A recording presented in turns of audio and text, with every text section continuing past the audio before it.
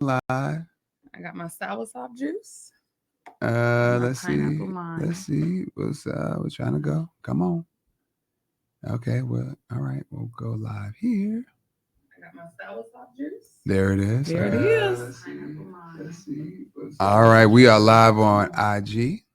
Okay. IG, we live. IG, Two and two. All right, here we go. we live. Come on in here. Good afternoon, everyone. Good afternoon. It's usually a good night, but it was a good night last night. It was a good night. But we're doing this a little differently today. Come on in here. We'll talk. Come on Gather in. around. Gather around. Gather around. We are Sean and Michelle Clark. Yes. As you're entering the room, Yes.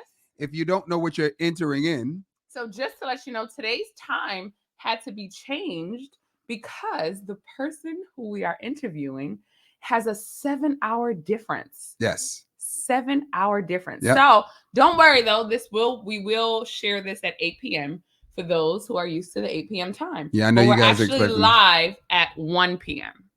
All right? Wait. All right. So, All right. all right. So today is day 6.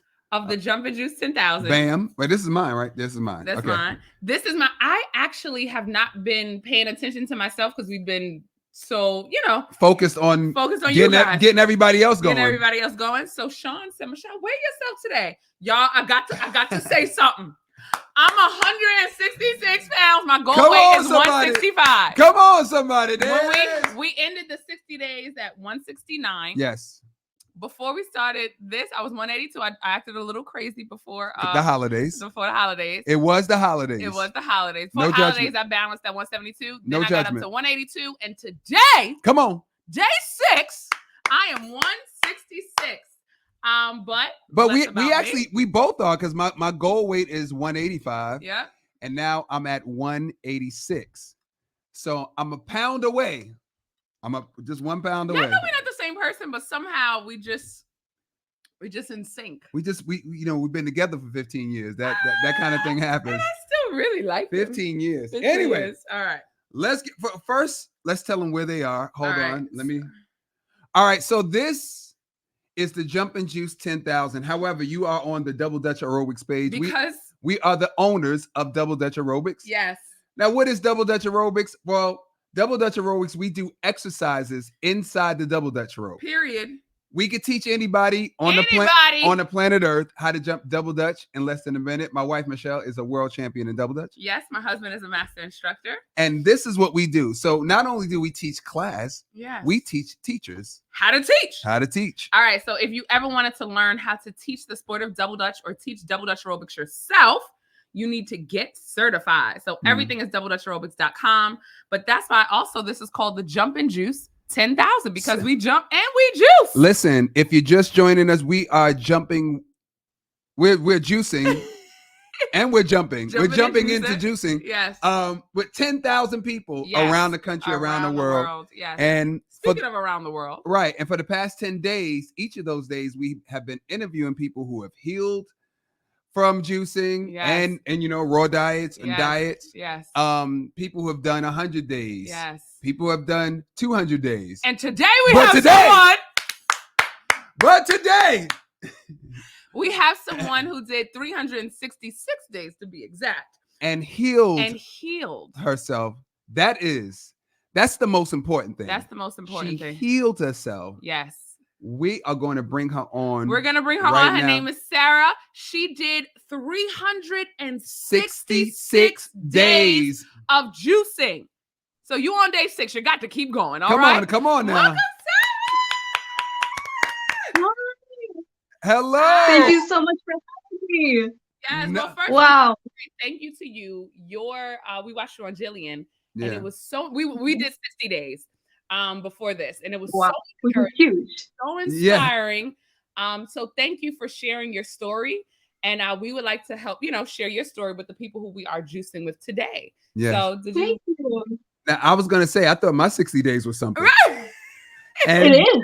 It's a really big deal. Oh no, every day that you do is a huge deal, because every step that you take in helping yourself and moving forward is the biggest deal in the world. Yes. Well, thank you for making me feel better. Yes. Okay, so let us know your story. How were you introduced to juicing? And why did you do a juicing for 365 days? 66. Yes. 366. It was a leap year. So I got lucky. I got that extra day. Yes. So I kind of found juicing interesting enough through Western medicine. I was really, really sick for a long time. And I don't like saying the words I was really sick because I wasn't. I was experiencing symptoms that I needed to experience in order to learn a lesson. That's all that sickness is. Speak on it. That was good. Sorry, I had to process that. That was good. And I only want to say that's good because I suffer from infertility. I also healed myself juicing to have children. Wow. I suffer from fibroids. And I realized that wasn't only about me. Just like you just said, it was something I had to go through to get my children and to help other people. Mm-hmm. So I just want to, that was beautiful that you said that. That was totally excellent. Understand. Yes, I'm sorry. I'm sorry, go ahead. Yes. No, I love it. I love your guys' energy. Yeah. You guys are really fun. Thank you. So I was experiencing a lot of symptoms that at the time I thought were the most awful things in the world. And to be fair, it was pretty sucky at the time. Like going through it was not fun. Yes. I'd been diagnosed with over a dozen health conditions through the Western medical system. I was in a wheelchair. I had a feeding tube. I've been an organ failure multiple times. Doctors told me that I was going to die. And I was at this, and I had specialists all over the United States, and I wasn't able to take care of myself. So my mom would fly with me to all the appointments, and she would push me in my wheelchair because I couldn't push myself. And I remember getting to this one doctor in El Paso, Texas. When I'm originally from Atlanta, so it's a bit of a trek. That's where we are. Yes. Wow. So I was with my mom, and she rolls me into this doctor's appointment. She's sitting in the room with me, and I had with me a stack of papers of all these alternative trials and things that I found online that were coming to market, things that I thought could help me. Because at this point, I was deeply enmeshed in the Western medical system. For me, doctors were my God. Right. What the doctor said, that was it. You did not get above a doctor. If he had a white coat, if she had a white coat, yeah, that was it. That was it. That was it. And I've been in the system for quite a few years, and it's funny now looking back on it that it took me so long to realize that that's not. If I've been in the system for several years and nothing's changing, why am I continuing to be in the system? Right. That's another story. No, that's the way we were raised. That's the way we were raised. You go to the doctor takes care of you. That's it. What did your doctor say? That's it. Yeah. Right. Well, this doctor, he looks at the stack of paper that I had, looks at me, looks at the paper, looks at me, puts the paper on his desk, and tells me, you need to wrap your pretty little head on the fact that you're not getting better. Wait a minute. Pretty little head? Your pretty little head? Yep.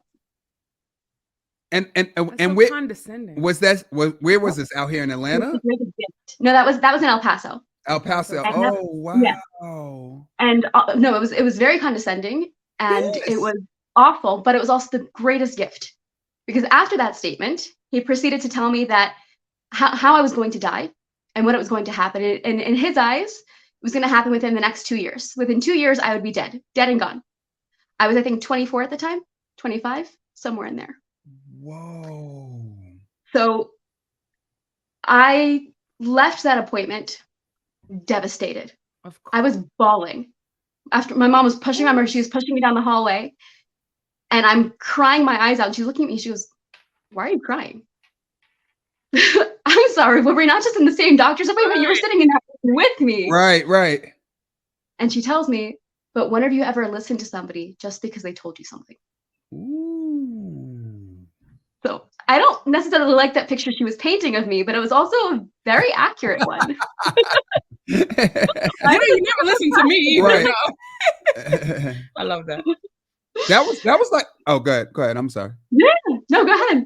No, I was gonna say that was kind of like the sign that we had with when I was told I couldn't have children unless I got an abdominal myomectomy. We left the doctor's office, and I was pissed off. And my husband said, "No, Michelle, you did have some healing," because we had a doctor lie to us. Yes. And my husband said, "No, Michelle, that's not true. Right. You did have some healing. She's lying." Mind you, I'm crying because, like you said, right. Doctor, in my head, I was like, the doctor can't lie. You know, like, because we had this picture of doctors Exactly. so high. Yes. And so it took him, because while you're in the doctor's office, it's like, I don't know, I become vulnerable.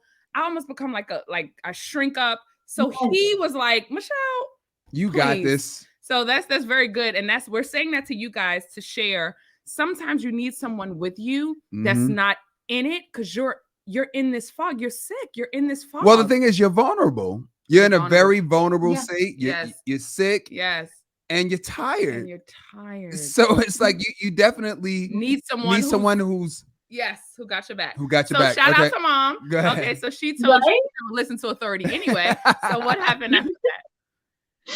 So I had a different, I was seeing several specialists at this point, and my cardiologist wanted me to see a geneticist to get the overall diagnosis of what he thought was the underlying cause of all the conditions. Yes. So he sent me to this geneticist, and he wanted me to go to a different one who was not on insurance and wanted a crazy amount of money. I was like, I'm going to find someone on my insurance.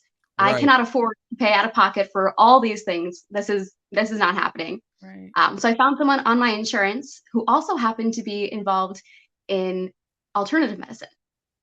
Now, I was not before this doctor. This man had given me this death date before him. I was not open to anything other than Western medical. I was in a box. Right. Yes. Yeah.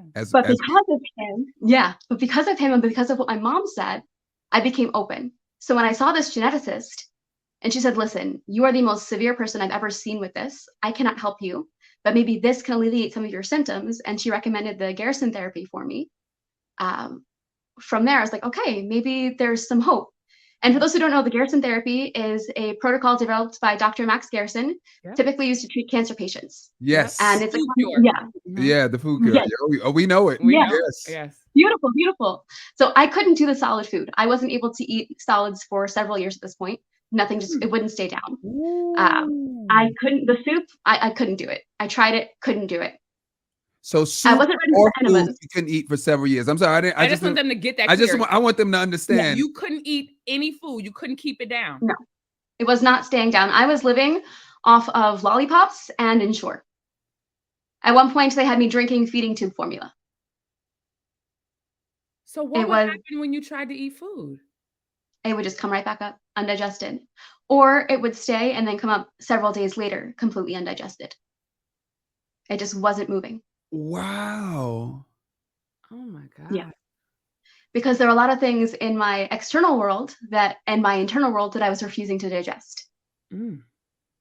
So whatever's going on in the physical body is a direct physical manifestation of what's going on in the internal body. Come on, and it took me a long time to understand that. Yeah. But now, like, looking at all the symptoms that I had is like, oh, it makes sense that I was not digesting, that my stomach was not functioning because I was not digesting what was going on in here.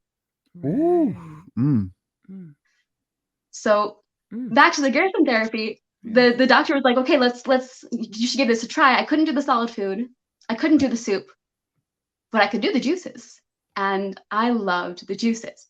Yeah. So I figured, okay, let me start looking up juicing. Let me start looking up recipes. Right. And I went onto Instagram, like every good millennial. Yeah. And I just looked up juicing, and I found a guy who did a juice fast. This was the first time I'd ever heard of a juice fast. Right. And he did a 90-day juice fast to cure his Crohn's disease, and it worked. Ooh. So, okay. So, just really quick, what made you even think of juicing? Because the doctor told her. Doctor told her. Okay, I got it. I'm sorry, I missed it. But that's very good. He healed himself, and because a lot of people have Crohn's, so I want to just say that out loud. Right. He did a 90-day juice cleanse and healed himself from Crohn's disease, and that was part of your inspiration. Yes. Yes. Wow. And I'm also a little bit competitive. So when I saw he did 90 days, I was like, okay, let me do 100. Let me see what I can do. 100. That's what happened with me. We were supposed to do a 10-day juice cleanse, and then I was watching all of you guys. I was like, well, hey, we could at least do 60. Okay, so the ego is a beautiful tool. Yes. You said what? Ego is a beautiful tool. When it's harnessed correctly, the ego can be a beautiful tool. And that's what works for me.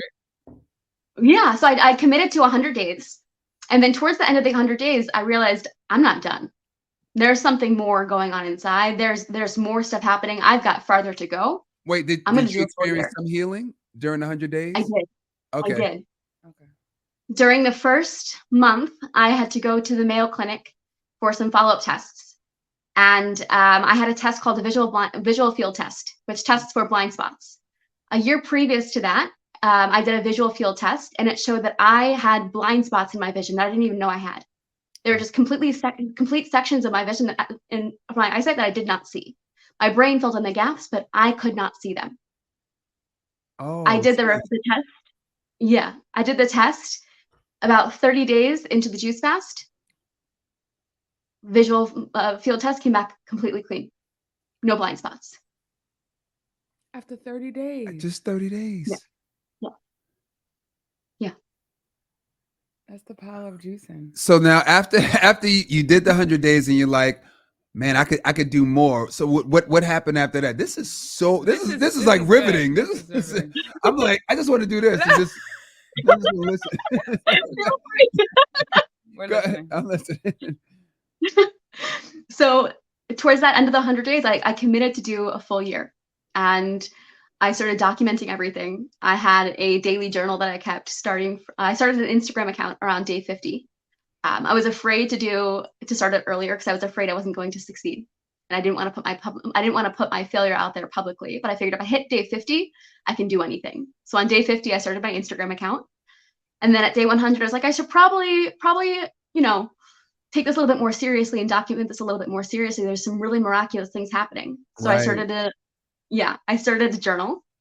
And then by day 200, I was like, I can't keep writing every day. I'm going to do a video diary every day for the rest of the time. Mm. And during that time, it's incredible to see from when I was writing still, what I was writing and how angry I was at the world and everything that was coming out of me. But towards the end, how I had shed all the layers of who I was not to step into all that I am. That's, I think, what healing is. Healing is shedding, and it's a homecoming, because perfect health lives within all of us. It's just getting rid of those layers that prevent us from seeing it. Wait, I gotta stop you. You said that's a quote to write down. You said a couple perfect of things. Health yes lives within all of us. Yes. I'm gonna write that down. We gotta write that down. That's just too good. Perfect health. I'm gonna write it right here. No, look. That makes me emotional. Perfect health lives within all of us. Yes. It's just we have to get rid of the layers. Perfect health lives with y'all. Did y'all hear that? Perfect health lives within all of us.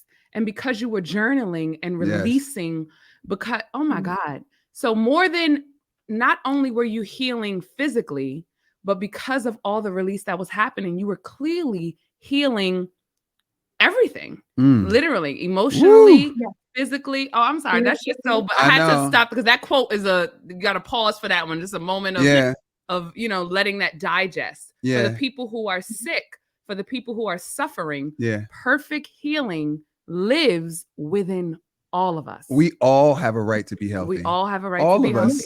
It's a birthright. It is a birthright. Okay. 100%. So we're on day 200. We're listening. Sorry. We're on day 200. I just also want to make it clear that I think if anybody had told me this while I was going through what I went through, while I was in the process, or even before I started the process, I would have wanted to punch them in the throat. Right. So for anyone who's getting angry or triggered at hearing this, it's okay. It doesn't mean it's not true. Yes. That's 100%. You're allowed to be angry at it. If you feel like it's not for you, you're wrong. And you're allowed to be angry, and you're allowed to want to punch me in the throat. Here it is. Go for it. But I'm telling you the truth. You can and you will heal. That's it. That's just a fact. That's just a fact. So I just wanted to point that out really fast. No, I know what it's point. If they told me this, I would have wanted to punch them. Right. Go for it. I'm here. Can't touch me because I'm speaking the truth.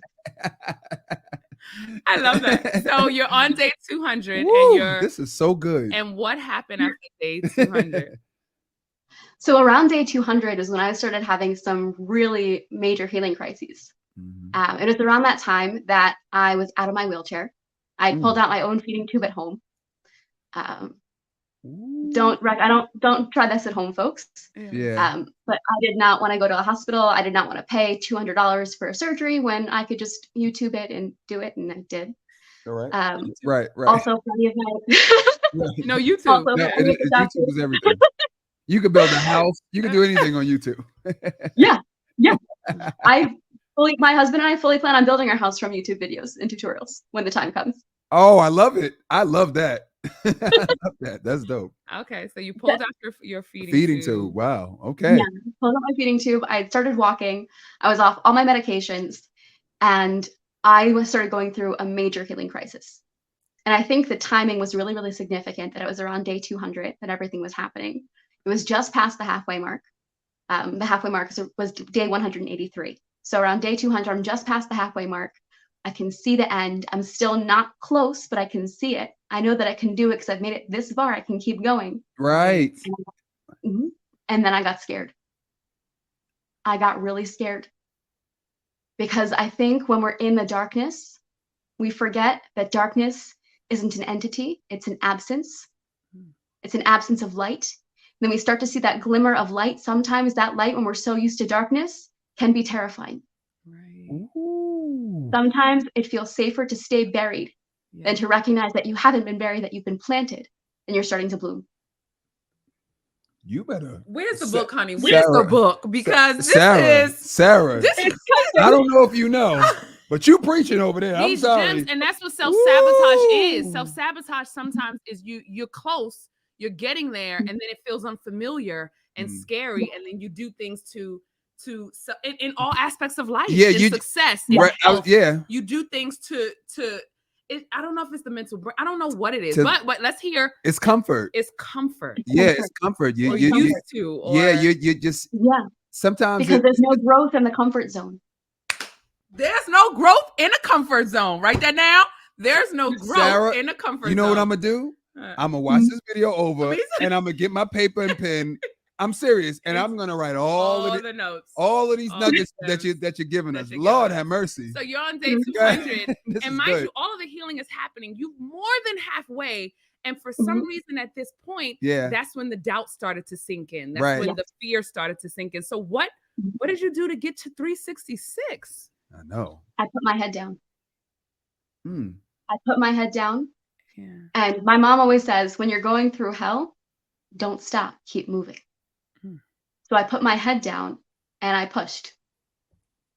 When I wanted to break and I wanted to and I knew that if I broke this too fast, I would never fully heal. I would revert back to the old patterns. Right. I would revert back to, I would hold on to the traumas that I was releasing instead of letting them go. Right. And I would say who I was and I would die. And there were times when it was really hard around day 200 that I was ready. I was ready. I was like, you know what? It was a great run. See you in the next go around. I don't want to do it. I don't want to be here. This is not for me. Right. And then I thought about my mom. Who at that doctor appointment wouldn't let me give up on myself. Who, when I first got to, when she first saw me when I was sick, I was living overseas when I first got sick. And when I got home for medical care, she saw me and she broke down. Both my parents did. I was skin and bones. You could see every bone in my body. And I was semi-conscious most of the time. I could not move, could not get off the couch. I was actually forbidden to walk because I was losing too much weight too quickly. I was allowed to go from my bed to the couch into the bathroom, and that was it. I also didn't have the energy to do anything else. I was in and out of consciousness. And my mom would come over to the couch every 15 minutes, shake me awake, put a straw in between my lips, tell me to take a little sip, and then hold my hair when it wouldn't stay down. Oh, that makes me cry. I have children, so I can't imagine hearing that about your child. That's so, it's crazy. But yeah. So when I wanted to give up, I thought about her and everything that she went through for me. Right.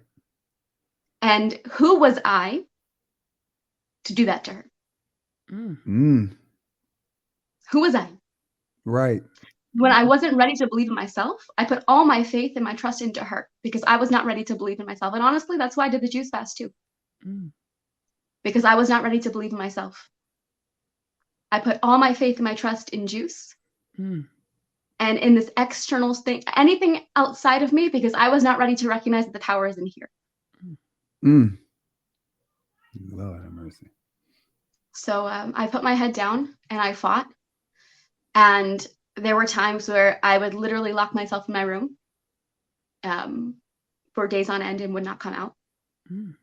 There were times when I would open up the fridge and whatever it is that I was craving, I would open and take a little whiff and close it back up and stick it in the fridge. That's what I did. What were you craving? I'm just curious. I'm just curious. Okay. It's going to sound weird, but pickles and salsa. Are we sisters? Let me tell you something about pickles. And salsa.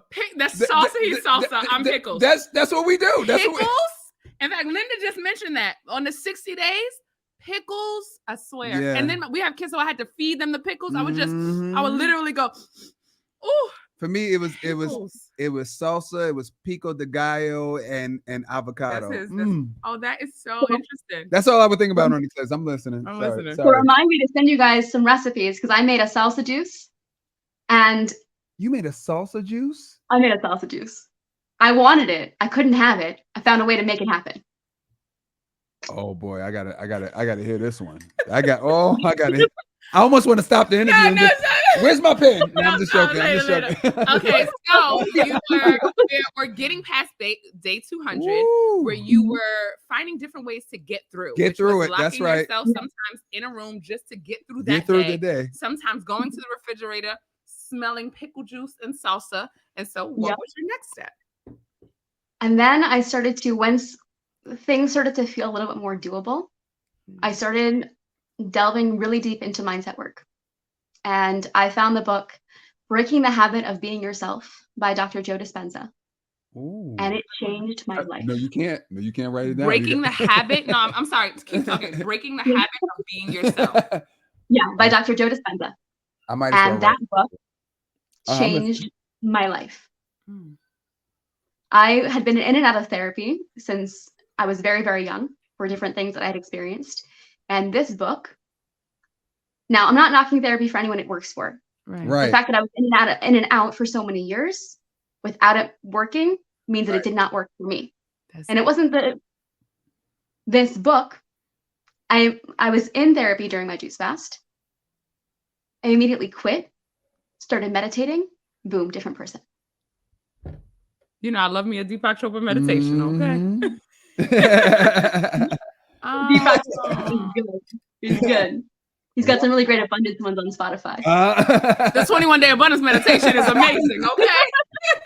Something always happens at the end every time I do that meditation. It's absolutely. Okay, you're inspiring me to keep going with that then. Oh, yes. Oh, the 21-day abundance. Watch. Your house will be built. Watch the 21. I'm telling you. Right, Sean? Our kids listen. Our kids listen to Deepak Chopra. To go to bed. To go to sleep. Yeah. That's amazing. Sorry. So you started meditating. You started meditating. More healing started happening. So what happened when you got to 366? When I got to day 366, I celebrated by running across the finish line of a 5K. Come on. Now, I didn't run the whole way. I'm not going to lie. I did not run the whole way. No. But you started in a wheelchair. When I started, that's amazing. When I started, I could not walk from my front door to my mailbox without passing out. Without passing out. And you ran 3 miles. You ran and walked 3 miles. Yeah. At the end of 360. Oh my God. Yeah. And then I went to DeKalb Farmers Market. Hey! That's our spot. We get everything from there. We have 70 apples right there from the farmers market. That's what I miss. I miss my family and I miss DeKalb Farmers Market. And Buford Farmers. That's another good one. But that's what I miss. We went once. To Buford. But DeKalb was like our regular. That's our spot. That's our spot. Yeah. That is crazy. So, get out of here. How did you feel? What was that moment like? Because I'm sure you can remember, you remember where you started, and then running across that finish line. I probably wouldn't have made it. I would have broke down. I tried. Yeah. So I was getting tired. I was walking, and then I saw the finish. I was like, My parents are recording this. They are here. They are here celebrating me. I'm gonna run. I don't care what I have to do. I am running. So I dug out all that street and I ran across that finish line. and I crossed over and I just broke down. Yes. And I've been on there's a video. My dad sent me the video, and you can see me running across the finish line, and I'm just like running, and then all of a sudden I'm sobbing like this into my hands. He goes, and in the video he says, "Oh, she's crying." Oh, your parents have been so proud of you. So proud. And they did not know what I was doing. They did not know why I was doing it. They just wanted me to heal. They didn't care what I did. Whatever they didn't care what I did. Whatever they wouldn't have cared if I decided that standing on my head every night at 7:03 p.m. and clapping my hands was what was going to fix me. They would have held my feet up in the air. Yeah. Right. They didn't care what it was. They didn't understand it. I offered to make them juices. They didn't want any part of it, but they supported me the entire way. I'm very, very lucky because not everybody has that support. Not everybody. Not everybody has it. Now, did you during the 366 days? What are some of the detox symptoms that you had? I experienced a lot of puffiness. There was a time where my tongue also was completely swollen. Wow. But my biggest symptoms were really the mental and emotional. Those are my biggest detox symptoms. It was less the physical. And I really believe that's because for me, everything was rooted, and I believe for most people, everything was rooted in the emotional. And the juice was allowing me to go in and touch on the emotional in a way that I'd never done before. So that's where all the symptoms were coming from. I had done all the things for the physical body in the past, right? I had tried all the different things. I had seen all the specialists. I had done all the things, but I had never really allowed myself to go to the root of it, to go to the actual cause, to go inside. Right. So this juice didn't give me an option but to sit with myself and to face myself. So for me, all the symptoms were when I came face to face. Ooh. Now I'm blown. I know. This is so good. All right. So you did a 5K. Did you work out before you did the 5K? Did you like what did you do? Like, what was your process? Coming, I built up. Coming from, I'm listening. Yes, no, I definitely had to build up to it. So I pulled out my feeding tube.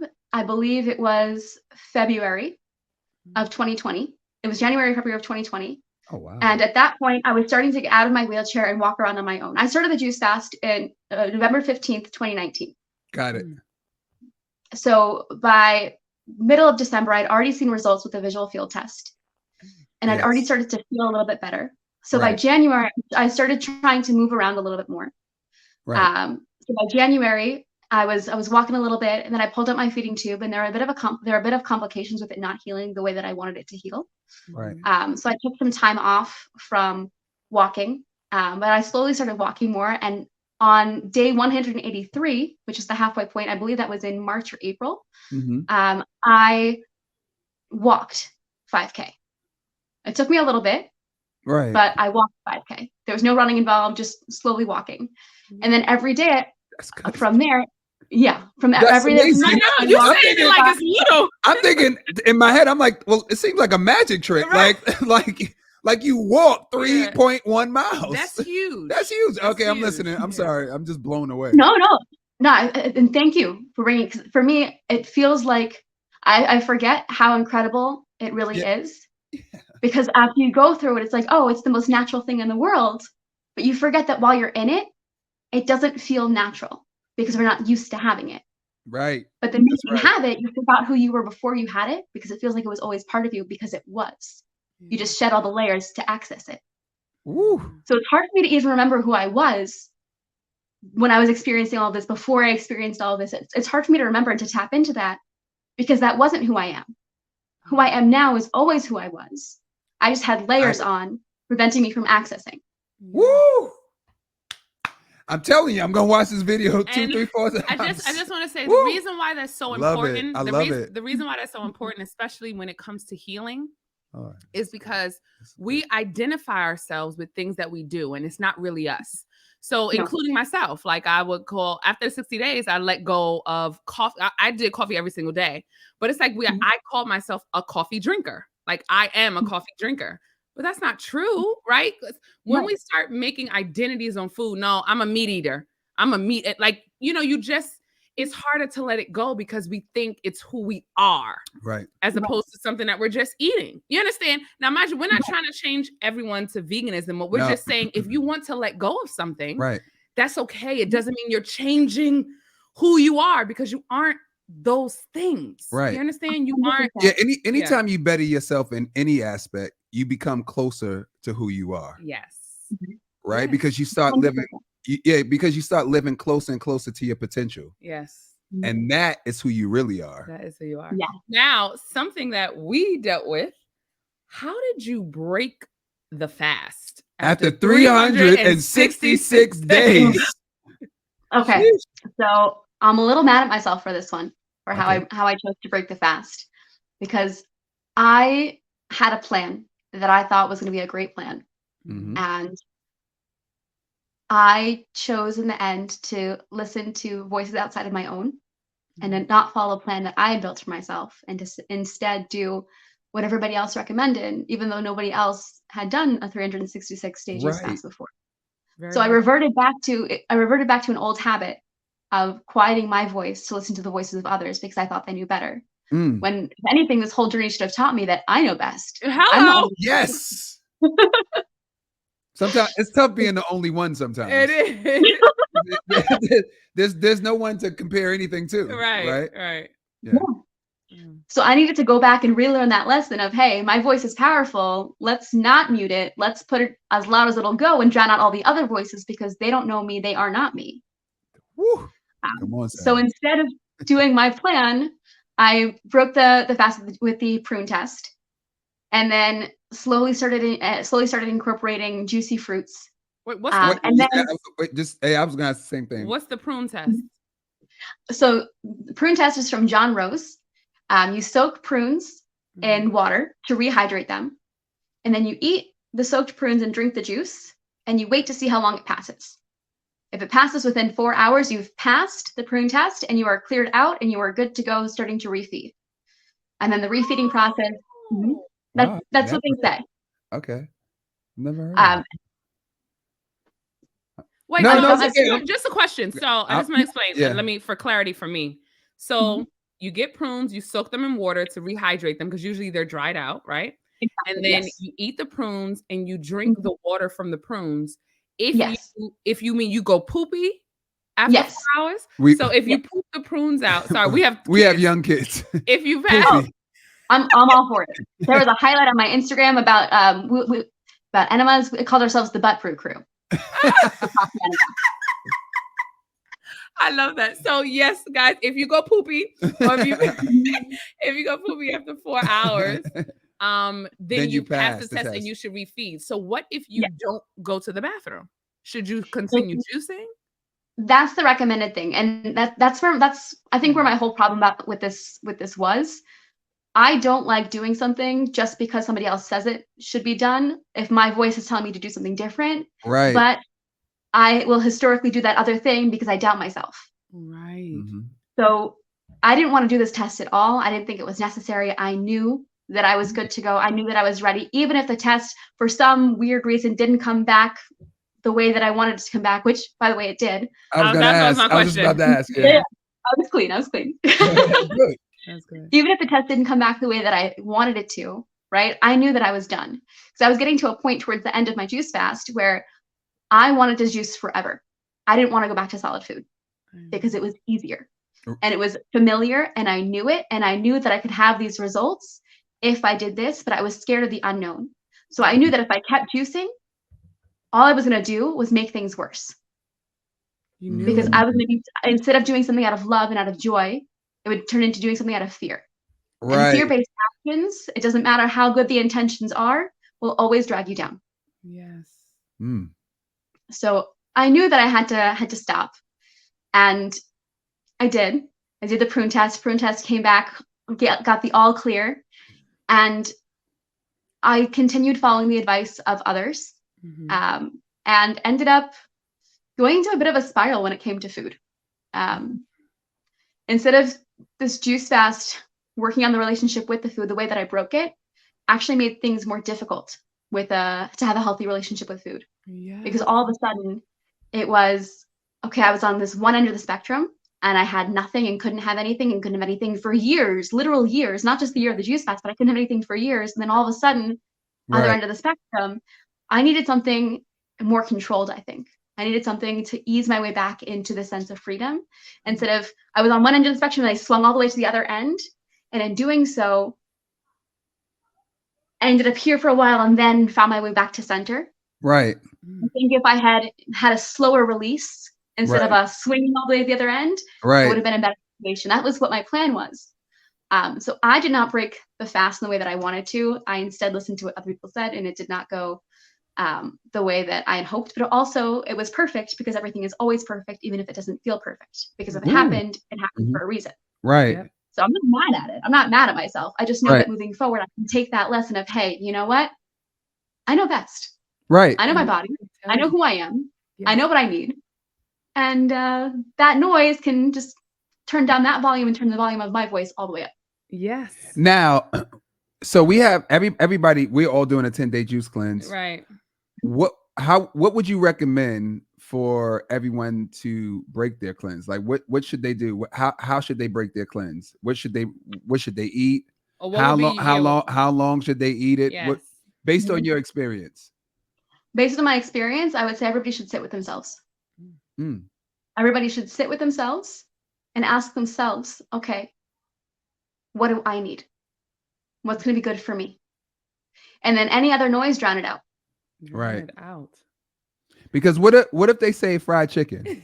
What if they like, you know what? I need some fried chicken. Well, just to let you know what our suggestion is. Yeah. Our suggestion usually is eat what you were juicing first. Yeah. So if you were juicing pineapples, bite a we always suggest a fruit or a fruit at least, like break the fast with a fruit. Yeah. Just not to shock your body with something so processed that you could, you know what I'm saying? And basically eat raw for half the time. So if you Yeah. juice for 10 days, eat raw for like 5 days. So like salads, and fruits and Yes. juices. So you don't. So to make the transition a little easier. Yes. Because we've broken we haven't been so good all the time. We broke in some fast, not the right way. Yeah, and so we felt it. And we felt it. So we try to teach everybody how to break the fast without harming themselves. Without harming themselves. Yeah. So I think I think that's a really great rule of thumb. And I think that when a person truly sits with himself and really sits and doesn't just listen to what their cravings are, but they listen to what they need, they're going to come to that conclusion. Yep. But right. So I think if someone wants the fried chicken well, do you really want the fried chicken or your cravings want the fried chicken? Let's be real. Let's connect to who you are and then go with that answer. So the first instinct may not be the first instinct, maybe the instinct of the person who is in the peel. Once you peel back that layer, what's the instinct of the person that you're becoming? What's that? That's right. Because you're not the same. You're not the same person. Or actually, I should say unbecoming, because you are perfect. You are health. You are abundance. You are love. You are joy. That is who you are. Ooh. So you're unbecoming all the layers that aren't that. Yes. So as you're stepping into that true version of yourself, ask that true version, okay, what does this true version of me need?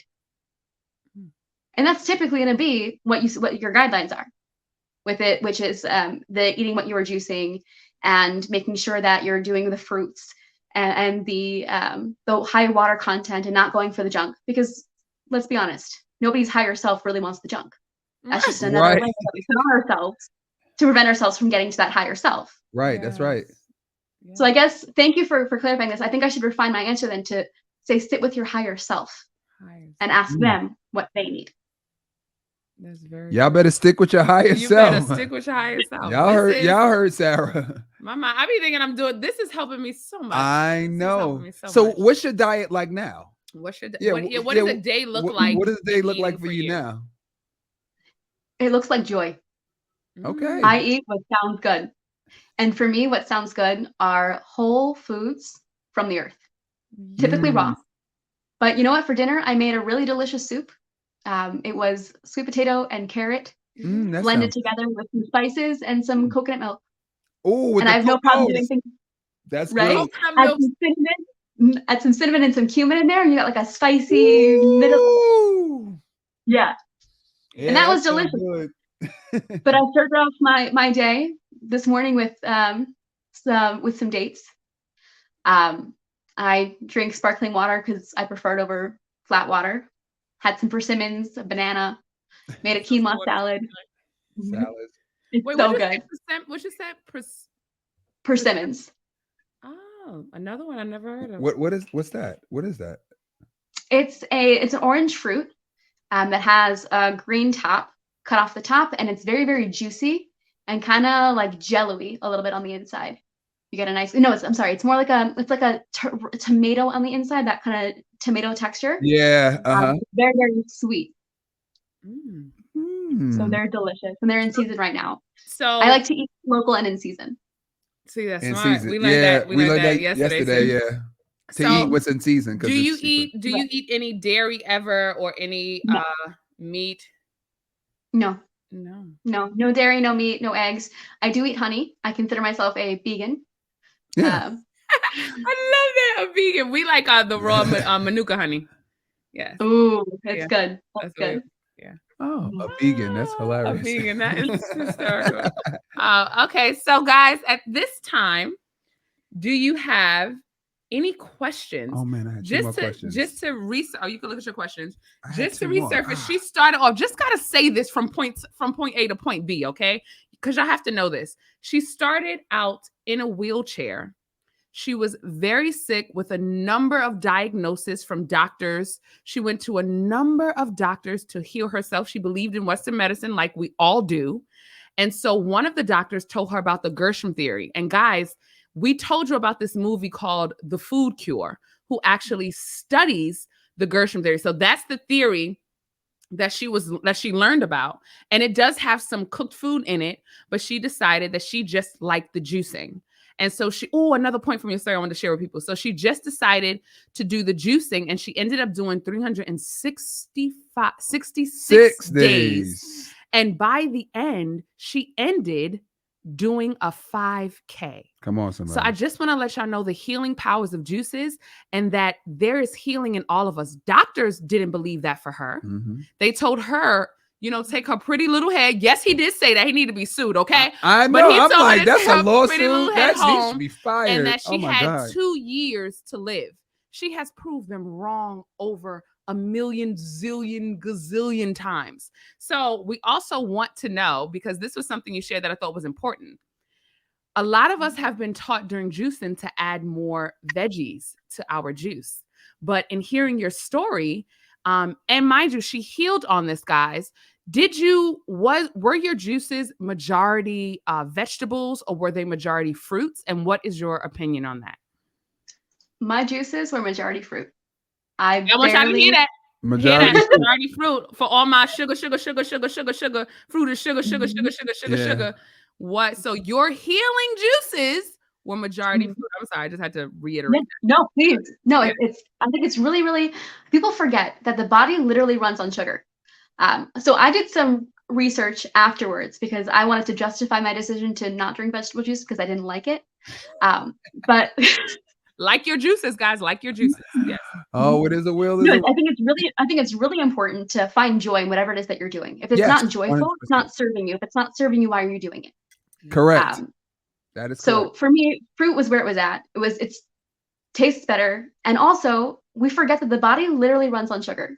So the mitochondria power our cells, right? What powers the mitochondria? ATP, adenosine triphosphate. What is ATP? Okay. Because I was going to ask you to mention it. Okay, good. I'm listening. Yeah. ATP, guys. ATP. ATP. How does the body create ATP? It doesn't. It synthesizes it. What does it need? It needs sunlight, and it needs sugar. One molecule of sugar creates 36 usable molecules of ATP. So when you drink fruit juices, you are flooding your body with sugar. And if you're getting outside at the same time, you are creating ATP. You are synthesizing ATP in your body, which powers the mitochondria, which powers all of your cells, which can help with cellular regeneration. So really, I say fruit is where it's at. Wow. Well, okay. And that's why I just want to let y'all know, fruitarians don't get diabetes. They okay. Sure don't. So, yeah. And I want you also, guys, to be clear that she's not saying sugar from like, the white sugar, domino sugar. Right. Not the artificial Not the sugar, artificial the natural sugar. We're talking about The natural. Jesus' sugar from the earth, okay? The sugar Yeah. that God provided. So literally in your fruits and vegetables. And I don't like, it's not the same thing. We call it the same thing, but artificial sugar, guys, and real sugar, which is we're talking about sugar from fruits, is not the same thing. So I want to be clear. She's talking about fruit sugar. Yes. Yeah. Sugar from fruit. So just one more question, just for like clarity. So could you tell us everything that you suffered from? And then also today, are you suffering from any of those things today? Great question. Because I just want to be totally clear for everyone that's watching. Yes. Yeah. So how much time you got? But we're here. Oh, well, yeah. What were you suffering from? And wait, and what did you grow up eating? What was your diet like as a child? Oh, wait, that's 3 questions. That's 3 questions. Sorry. Okay. Okay. So Yeah, I'll touch on all of that. I also want to say back really fast to the juice thing. If I recommend fruit or vegetable juice, whatever it is that you like, that's what I recommend. We say the same thing. We say the same. Whatever thing. it is that you like. Yes. And if you like something, it's probably because you need it. And I remember I had a surgery during my juice fast. I had to close up where I pulled the feeding tube out of. It wasn't closing on its own fast enough, and my intestine was starting to grow out of my stomach a little bit. So they needed to just fix it up, and I didn't agree to do the surgery with any medications. I let them only give me twilight sedation because they wouldn't do it without any sedation. I refused pain meds, and I had a protocol of what I was going to do after the surgery in terms of juicing. I was going to drink a lot of coconut water because the electrolytes and X, Y, and Z, and I had a whole plan. And I came out of the surgery, and I wanted nothing. The only thing that sounded remotely good was pineapple jalapeno juice. It was the only juice. I just put jalapeno in my juice yesterday. Pineapple. Just yesterday for the first time. It is good. It's delicious. It's so good. Yes. It's so good. Yes. And that was the only juice that the thought of any other juices made me want to puke. That was the only juice that I could tolerate. Turns out that pineapple is anti-inflammatory, and hot peppers have been used as a natural pain control for thousands of years. I didn't know this, but my body did. That's why I was craving it. So whatever your body is asking you for, as long as it's truly your body asking for it, go with it. So I just had to put that out there. That was excellent advice. Excellent advice. And you know what's funny? I didn't like the jalapenos, but the reason I was gonna take it, don't judge me, is because it burns fat. And I said, burns fat? Give me all of it. Just give me the whole bottle. I'll take some more jalapenos, please. And my son was drinking it. He's 2. He was drinking a jalapeno, and he was fine. He loved it. He would cough and want more. Like he would literally go like this and then want more. And That's 2. amazing. Yeah, it's crazy. That's amazing. Okay. The questions that we had. Yes, that was a great. So the question that you asked. Excellent point. I'm loving this. So this first question, what were you suffering from? Good. Yes.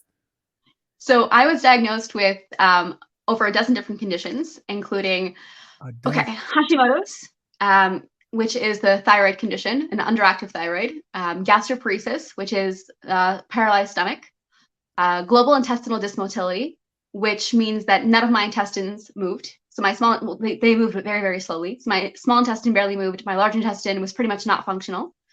I was diagnosed with postural orthostatic tachycardia syndrome, neurocardiogenic. I'm sorry. Postural orthostatic tachycardia. Yeah, sorry. It's a form of dysautonomia, which means the autonomic nervous system was in dysregulation. So the autonomic nervous system is what is in charge of the breathing, heart rate, blood pressure, all of that. So and it's also really connected to the vagus nerve and connected to trauma. So when you're in fight, flight, freeze mode, that is your autonomic nervous system. It's the sympathetic side in overdrive, where you're not digesting, you're on hypervigilance, hyper alert. So that whole system with me was very much on the triggered side at all times, which means that when I would stand up, I would pass out. If I would change positions, I would pass out. I would stand up, my heart rate would double, and I would pass out because my blood pressure would drop to compensate for my heart rate skyrocketing. So it was not a fun situation. So I was diagnosed with POTS, neurocardiogenic syncope, which is another form of dysautonomia, and orthostatic syncope, which just means when I stood up, I passed out. I was diagnosed with Raynaud's, which is loss of sensation in the fingers from the cold. I was very, very sensitive to cold. My fingers would actually turn white and purple. I was diagnosed with mercury toxicity and antimony toxicity, so 2 different heavy metals. What else was there? Trying to think. Oh, and the underlying condition that they say everything came from was Ehlers-Danlos syndrome, which is a genetic connective tissue disorder that affects all of the cartilage and the smooth muscle in the body. The digestive system is made up of smooth muscle, so that's why they said my digestive system was impacted. What's interesting is that this is a genetic condition. I was the only one in my family who was diagnosed with it, and everything that was impacted within my body, even though it falls under the scope of what Western medicine says happens with Ehlers-Danlos syndrome. Right. For me, it directly tied into traumas that I had experienced. So how much of it is actually our genes, how much of it is our traumas impacting our genes through epigenetics, and how much of it is actually doctors putting a label on things that they don't understand so they can make money off of them. I want y'all to hear, because it's Sunday. I don't know if we in church. I want y'all to hear everything that she just said. I'm processing everything you just said. I know. I'm really that doctors put. Oh Jesus! You said wow. You said so many things just now. One, I just want to point out, because a lot of us has been, to me, when doctors say something is genetic, it means 2 things. It makes you powerless. Yes. It's like, oh, it's genetic. Oh, it's just like they say with fibroids. Oh, fibroids are genetic, which means you can't do anything. Yeah. That it literally leaves you powerless. And then it leaves them with the power. Right. Oh, it's genetic. You can't do anything. Let me do this surgery on you. Do you understand what I'm saying? It leaves you powerless. And this was genetic. Did y'all hear that? She said it was genetic. And she healed herself through juicing from all of that. And also paying attention to what's going on around you. So trauma a lot triggers also all of the sicknesses in our bodies. I'm literally speechless. I'm thinking, and this is them putting sometimes science, because I don't want to say doctors, this is what they do in their science books. They put, when they don't have an answer, sometimes they put their thing on it, because they can't. It's just like with you, they didn't have anything else to offer you. And to me, and this is what I want to make clear, I think the language has to change. Right. I think that doctors have to say, my knowledge stops here, but I don't know what else my knowledge stops here. Based on what I know. This is, but not any final things for anyone. Yeah, because doctors aren't God. So it's like we have to change the language. I'm a little speechless because you said so much. My mind is like, okay, so now, whoa, did y'all hear this, guys? Yeah. So after, okay, so you had all of those things. How do you feel now? Do you still have? Do you suffer from any of them, or you have? I have no symptoms. I've done repeat tests. All the tests came back clean. All the repeat tests that I've done have come back completely clean. Nothing. Let me tell y'all something. I am in perfect health. I am perfect health. If you don't think juicing heals, if you don't think we could heal a little BP, a little diet, a little fibroids, if you think you can't heal from a juice cleanse, if you think you can't take your health into your hands, yes, you got another thing coming. This is amazing. This is amazing. I can't tell you how much I needed to hear this. Yes. And so many people are going to get to hear this. Yes. I'm going to repeat this video. And I want to be clear. We're not beating up doctors. What we're saying is our whole system has been backwards. Yeah. It's just like the test that you got, the test and the studies. That's science. I always say my dad got a liver transplant. That's science. Yeah. So we're not dismissing doctors. We're saying that you have to participate in your healing. Yeah. And doctors are one part of letting you know some information. But you gotta have keep the going. Power to heal yourself. And we have to stop putting, we also, which isn't good for us that we do to doctors, is we put all of our trust and we expect them to heal us. Right. And that's not fair to them because they're just scientists. So let's just listen to their science and participate in our healing. Yeah. We have to participate. You just filter some of it. You Yes. you Thank give you, and doctor, take. for this Okay, information. you gave me that. Okay, Yes. so now I'm going to take this information and And go do- over here Yes, and to- do this. to YouTube Yes. and figure out a way to heal. Yes. This is amazing. Yes. And we had a question. I thought this was a very good question. So what did you have to change anything externally? Meaning, so clearly we know that you did a juice cleanse, but did you have to change cleaning products or things of that nature? Did you have to change hair products, things you put on your skin? So besides internal stuff, did you have to change any of that stuff as well? So I didn't have to change anything, but I think with everything that I did, that change came naturally. Right. Because all of a sudden I'm connecting to myself. What is in this thing that I'm putting on my skin? Why am I putting it on my skin? Right. What is in this product? I don't need this product. There was a period of time, I remember during my juice fast, part of what I did is each month I picked something different that scared me and I did it anyway. So at one point I had really long hair. I had a hair salon that I could sit on it. And it was the only thing that I liked about myself at the time. So I cut it all off because I wanted to have to face myself. So there was a point in time where I saw a woman at the pool who didn't shave. And I thought to myself, I could never. And the thought was, I could never, not that I didn't want to. And that's a valid thought is, I don't want to, that's not for me. Right. The thought was, I could never do that. So then I forced myself to do that. Right.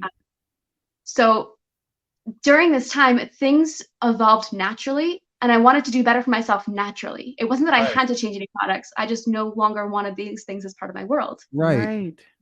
And actually, it was interesting. During my juice fast, I didn't need any deodorant. I didn't smell. I didn't need any body wash. Yes. I stopped washing my hair entirely. I didn't need any of that stuff because my body, I was living in alignment. Yes. Exactly. So it wasn't that I needed to change these things. They weren't relevant to me anymore. So why was I doing them? What juicer did you use on the 366 days? So we went through a number of them. We went through I was burnt out on day 5 or something. So. And I had the wow. Yeah, so I had a Breville. The horizontal? Yeah, I had so he had the Breville. We were juicing two different juices. He had the Breville. I had the Omega, and then we ended up ending with the Nama. The Nama. Come on, somebody. That Nama is. I brought my Nama from America to Israel. I have to use an adapter for it and everything, but once I got the Nama, there was no going back. No going back. Let me tell you something. That's what we try to tell and a lot of people are buying. Yeah, because, a lot of people are buying. But listen, if you can invest in a Nama, by the way, there it is. That's a discount code. If you can invest in a Nama, do it. Yes. Trust us. We have a discount code there. It's Sean Michelle, SEAN, Michelle with 2 L's and the number 10. You should. And it is it is the price. It is the highest in price, but it's the highest in value. 1 million%. Yeah. The value is it's not a cost, it's an investment. Hello. All right. 100%. There's such a difference. There is the cost of not doing it. What is the cost of not doing that? Woo. Boy, I gotta tell you, Sarah, you've been So Sarah, where's the book? Because we want the book, honey. We want the book. We're waiting for it. Well, I'm buying it. I'm buying it. Yes. When is it? Wait, when you send it. You wrote it? I don't know. I'm still working on it. Oh, okay. I'm still working on it. Yeah, and we're definitely gonna tell everyone about your book because the jewels that you have is just oh my goodness, it's remarkable. The jewels that you have is remarkable. Somebody said, what's the warranty? 15 years on the the warranty is 15 years on the Nama, which is very good. That is very good. Yeah. So we have sorry. That's okay. We asked what were the other life changes, and if you have any questions, type them now. And we'll take 2 more. Yeah. We logged out, so we missed it. So guys, look, if you had questions, you have to write it again. Write it again. Instagram. If you have questions, write it again. Yeah. This interview was so amazing. Yes. This was so amazing. I'm gonna be thinking about this all day. This was really amazing. I'm gonna watch it over because the gems that you drop, healing is in all of us. And I'm not only thinking about myself, I'm thinking about all the family members, all the people that I know who are sick, who need to know that healing is in all of us. Healing is in all of Sarah, us. here's a Yes. easy question. How's mom and dad doing? I need to know how they're doing. My supportive team. Where's my supportive team at, Sarah? Mom and dad are fantastic. They are fantastic. Oh, we love that. We love that. Mom and dad. That's really good. And that's even guys that want you know during the people doing this juice cleanse.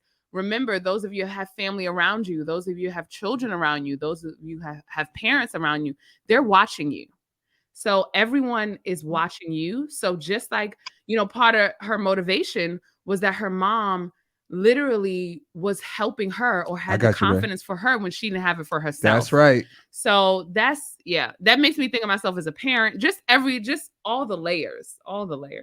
Sarah, they're saying that they just love your spirit. I'm just reading the comments. They love you, Sarah. They're like, oh, I'm buying her book. Like that. So guys, as soon as you're ready, Sarah. That's it. All the books are sold out. Get the mailing ready. Get it ready, Sarah. Somebody's asking for the salsa juice recipe. You gotta buy the book. And it's not even me. They're asking for it. You want to throw it out there? You want to let them know what it is? Or at least a little piece. Okay, I have it written down. I don't have the exact quantities on me, but feel free to experiment with these ingredients. And if you want, I can send you guys what I have written down. Yeah, I'm going to send it to you anyway. But I remember with the ingredients, I used tomatoes, I used jalapeno peppers, I used cucumber, I used onion, I used garlic, I used celery, I used carrot. Anything that you would find in salsa, I threw it in there, except for the spices. I didn't use any spices in my juices. Yeah. And then if I wanted something a little sweet, I would throw in some pineapple to make it a pineapple salsa, or throw in some mango to make it a mango salsa. But I can send you over exact quantity. Salsa is raw anyway, because we've been trying, when we finished the 60-day, we were trying to eat a lot of raw vegan. And salsa is raw anyway. And it's delicious. And it's delicious. But we have a video. Would you add lime to the salsa? Yes. I would juice the lime, and I also juice some of the rind, some of the peel for the lime to give it that extra zest. Not too much, because then it gets bitter, but a little bit. No. Yeah, I would add lime to that too. Sarah, you done started something. You done started something. We about to go to Whole Foods and get some right now. I'm thinking, I'm gonna watch this over. I'll send you guys over my recipe. I have a recipe ebook that I'll send over to you guys. It's a PDF. Feel free to put her social up here. Okay. So I don't sell it. It's just something that I have. So I'll send it to you guys if you want to share it to whoever you want to share it with. Feel free. Okay. Enjoy it. We'll do that. But just some recipes for my baby. That's perfect. So guys, make sure to follow her on Instagram. When that book comes out, we will share it with our entire audience. We'll do this again. And we'll do this again. We're 100% getting again. What you said, even in terms of, because and Sean always says this, we always say this, the decision has to happen here first. That's right. The decision happens here first, and then you start to do all of the work. And anything you want. Anything you want. If healing is what you want, then make it happen here first. Because that's what it has to happen there first. Well, because you live here. Yes. You don't live here. Yes. You live here. You live here. All right. And that book I'm reading, I'm on my book thing on 2024. All right. All right. So I think there's somebody said you should invest in the Nama, is what we were saying. Oh, so the Nama is $550. But what does it cost not to have the Nama? It costs a lot of time, I'll tell you that, because I had the Omega and I was in the kitchen zooming for a very long time. Somebody asked earlier, what's your favorite juice mix? Oh, yes. What's your favorite juice combination? Oh, okay. It really depends on the season, but I love pineapple with habanero pepper. I love clementines and strawberries. I love green grape and strawberries. Oh, that's a sweet drink. It tastes like a strawberry daiquiri. Yeah, I love the sugar. What can I say? Anything with grapes is like kicks it up. And something you said before I wanted to highlight. And this is something that we realized during the 60 days. Just like you said, your body will start to tell you. So I remember when we first started juicing, we used to mix 25 combinations, right? Nothing wrong with that. Be clear, guys, on the juice cleanse. Nothing wrong with mixing and mixing and mixing. No. But at the stage we reached, we started just liking like a pineapple juice. Or an apple with juice. With a lime. Or an apple juice with a lime. Very simple drinks. Very simple. But we didn't know what our bodies were we didn't know that this was a common thing. We just thought maybe we were getting lazy or maybe Right. we just liked. But little did we know, we learned from Barbie, who was a raw juice chef, that yes, because the simpler it is, sometimes that may be even more cleansing. And you said, just like you said, I think you said you like 3 recipes. I mean, 3 ingredients to your juices. Right. Not as in like a strict rule, but that's what your body started to like. So I want to let people know you don't have to have 25 ingredients. Sometimes, what'd you say? What was the last recipe you said? The 2. Oh, what? Pineapple? Yes. Orange and no pineapple and what's the peppers you had? Oh, jalapeno. So pineapple habanero. I liked that one. Oh, that Clementine. Mira. Her. Oh, okay, yeah. Yes. Habanero. Clementine and strawberry and grape and strawberry. Those are some of my favorite. But also, I have to say that my favorite juice was whatever juice I was drinking at the time. Okay. All right. Soursop. No, because when you leave a soursop juice is, I would make it fresh. I lived in Hawaii for a little bit after my juice fast, and I lived on a raw vegan fruit farm, and we would pick the soursop and we'd juice it in the nut milk bag, and it was. Oh my goodness! It's different. Soursop juice. Yes. So where are you now? What country? Where are you? Right now, I live in Israel. Oh, okay. Oh, nice. Nice. Oh, that's fabulous. Let's see what else. Yeah. Yes. I think that's it. Can we juice that? That are frozen. So if they're talking about like frozen fruits, so you can't juice frozen fruits. You I think you'll destroy your juicer. Yeah. I've never done it, but I would assume that you would destroy your juicer. Yeah. In a pinch, if you let it thaw before you throw it in a pinch, you'll get a bit of juice out of it, but it's not worth the time or the money. It's not worth the time. It's not worth the time. Somebody said, well, where should we invest it? Oh, the Nama. Okay. And yeah, I think that's it. I think everybody's like, everybody's in shock, like, wow. Well, I think what you inspired us to know is that healing does exist in all of us, and that you don't have to be whatever sickness you've been diagnosed with. You don't have to. You're not. It could just be a part of your story, and maybe you're watching this video to know that you can heal. Right. So you were here intentionally to know that, that's just a part of my story. Right, it's not my whole story, or it's not who I am. But also, even if it feels like it can't happen. Yes. You made us know that it can. I mean, the funny thing is if you had asked me before the day before I decided to try, if it was possible, I would have told you no. Right. I would have told the day before I would have told you no, it's not possible. Get away from me with that thought process. No, I don't know. Let me live these next few years that I have, and that's it. Yeah. Oh, one more. The last question is: how did you grow up? What did you grow up eating? Like, what was your diet like as a child? So we had, growing up, not the standard American diet. It was healthier than that. My mom was very much into vitamins as we were kids. Very much. She actually had all of us have individual tests to see exactly what we needed. We had our own individual combinations. It was always home cooked meal. My mom was very big into that. Very big into the health world. Always had a home cooked meal. We had junk food occasionally, but we didn't really keep it in the house. But I was an emotional eater. So at every opportunity that I had, in order to avoid feeling my feelings, I would hide and push them down with food. So I would find any junk that there was and get up in the middle of the night and sneak snacks and then hide the evidence under my bed. Right. So I didn't grow up with the standard American diet, but I gave myself one in order to not feel what I was feeling. Interesting. Now, did you take any herbs or vitamins during the juice cleanse? I tried to get into it and it just wasn't for me. And I'm not saying that they're a bad thing. No, but I think that they have a time and a place. And if it doesn't resonate, then why are you doing it? And it didn't resonate with me. Not for a place that I don't believe in them. Just, I didn't need it. Right. That's where I was. Well, you're juicing for 366 days. You definitely don't. That has to be a world record. I don't think has there. Oh, the Guinness World Book of Records. So has anybody juiced longer than that? I don't think I've heard of anybody juicing longer than that. I've watched during the 60 days. I think I've seen everybody's videos. Yeah. I watched. I don't know. I didn't. Good. I didn't do any research on it beforehand. I don't know if anybody did longer. It wouldn't surprise me if they did. It wouldn't surprise me if they didn't. That I want to emphasize also that it's not the length of the time. And I think that my healing took 366 days because I decided it would take 366 days. I decided that I was going to do a year. So therefore, that's how long it took me. If I decided that I was going to be done at day 100, if I wasn't open to the thought, if I wasn't somewhere in my consciousness that maybe going more would do more for me, if I decided at day 100 I am done, I would have been done. Right. So I also want to remind everybody that it's not the length of time that matters. It's the intention that you go into it with. It's the headspace that you go into it with, and it's the heart space that you go into it with. That's the most important. You know, that's what happened to me. Like a few years back, I had Bell's palsy, and the right side of my face was paralyzed. Yep.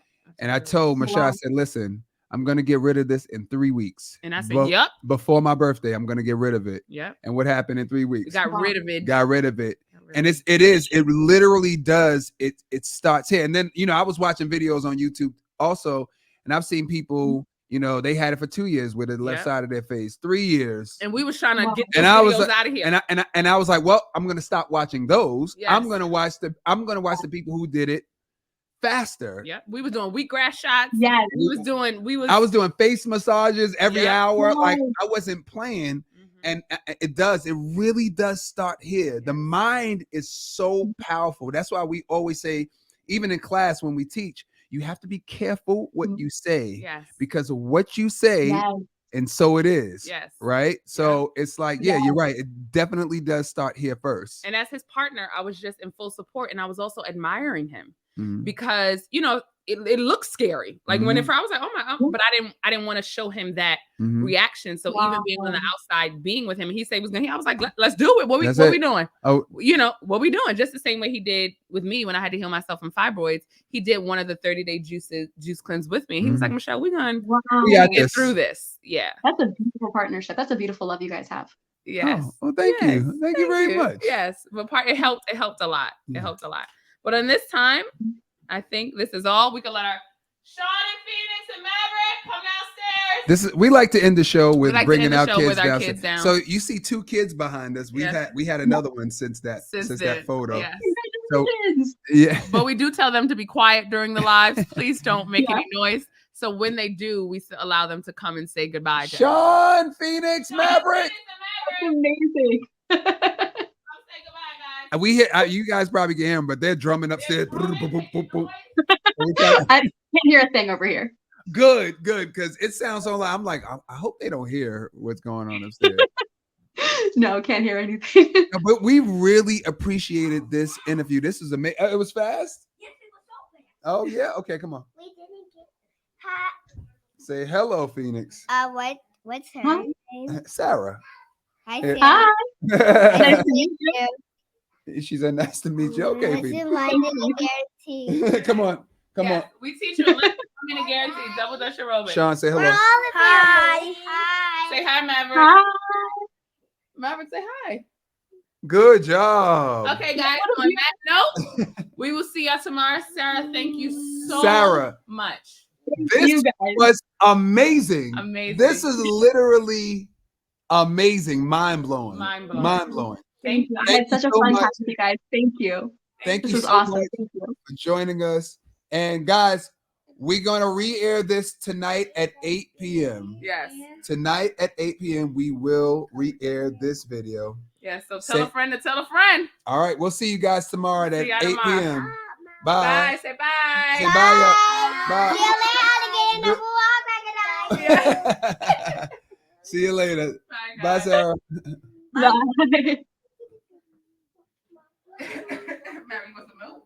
That was so much fun. My mind is